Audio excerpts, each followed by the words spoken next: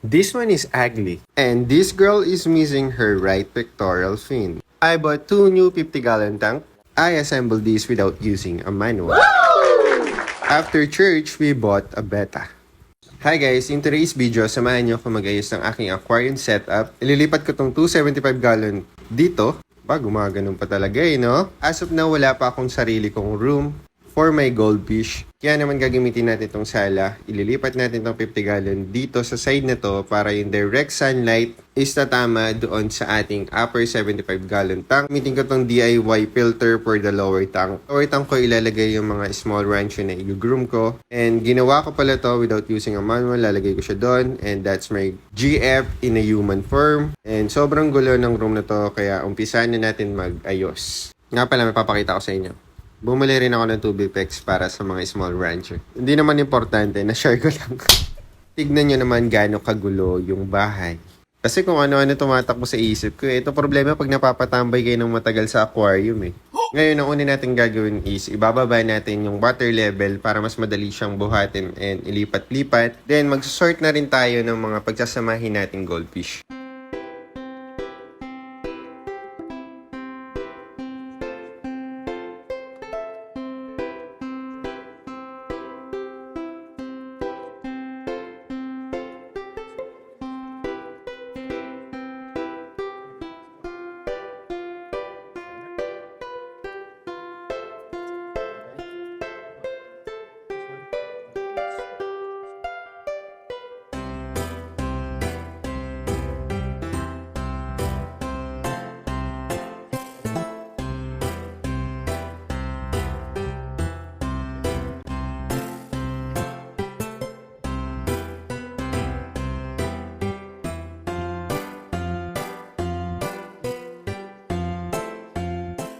Oh no, overflow. I don't have time for this.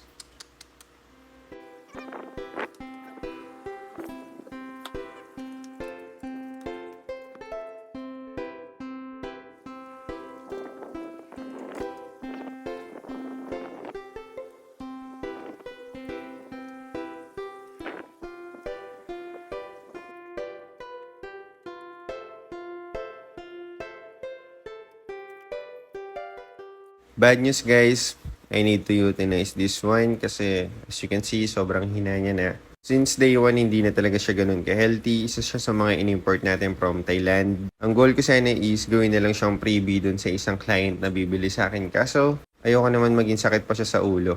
Kaya, ayun. Sorry buddy.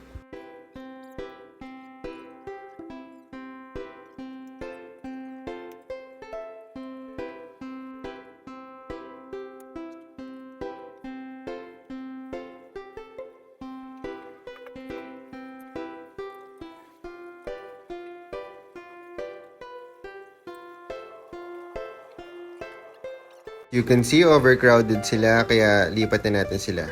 Ang ganda rin na itong isang to. Blue Base Calico Rancho. Binibenta ko nga pala yan. Na parang ayoko din. What? Next one is this Tiger Calico. Beautiful. Next is this Diamond Scale Rancho. Tignan nyo guys yung scale niya. Diamond. What a nice. The next one, ito ay naka-reserve na. Kukunin na lang sa 15. Then the next one, itong nawawala ang right fin. Nakikita nyo ba? Wala yung right fin nyo. Okay. Next is this female black tie rancho. Di ka babenta yan. Gagawin kong breeder.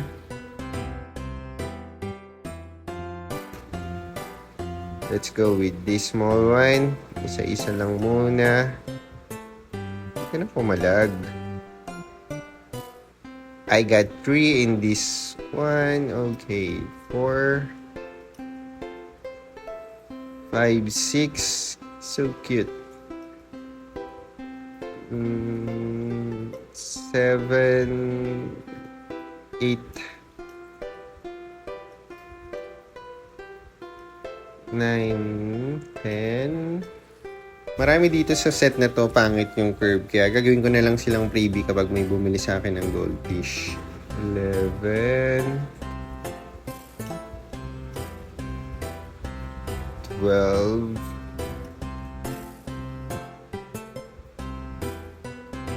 13, 14, last one. Come here. 15.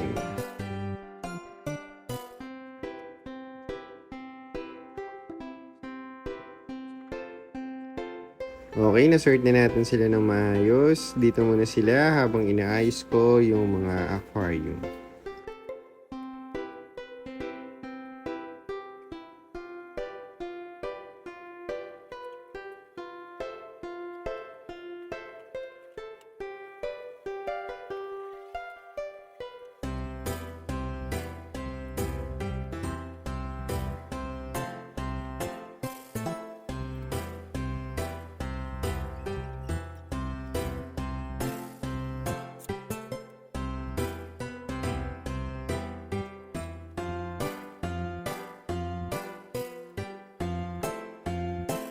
Lilinisan ko naman yung 250 gallon na kararating lang na pinagawa natin kay Jello Aquatics.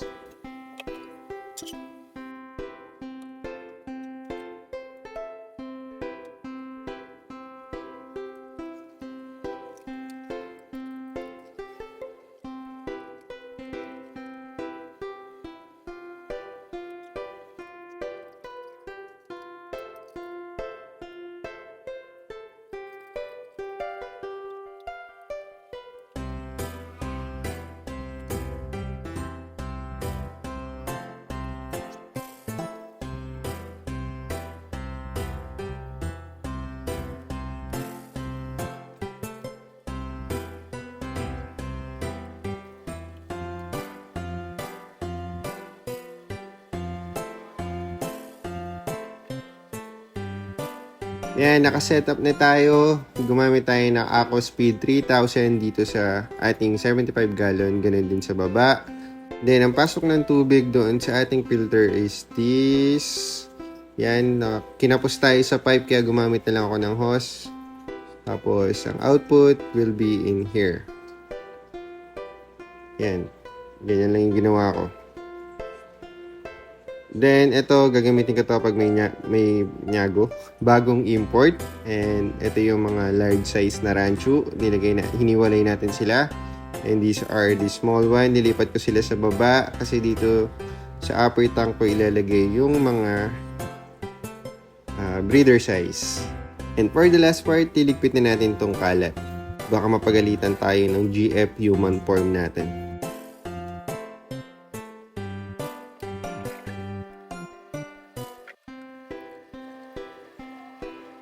Na-deadbat na yung phone ko kaya hindi ko na videoan yung paglilinis. Pero ito yung outcome. Yung mga breeder size nasa taas, yung mga small size nasa baba, then yung large size nandoon sa 50 gallon. Sobrang kalat lang ng wiring kasi sobrang antok ko kanina, hindi ko na naayos. Siguro bukas ko na ayusin yan. And happy naman ako sa naging outcome.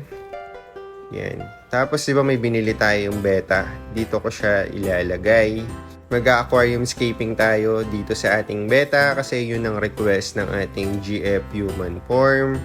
Currently, yung beta is nandito.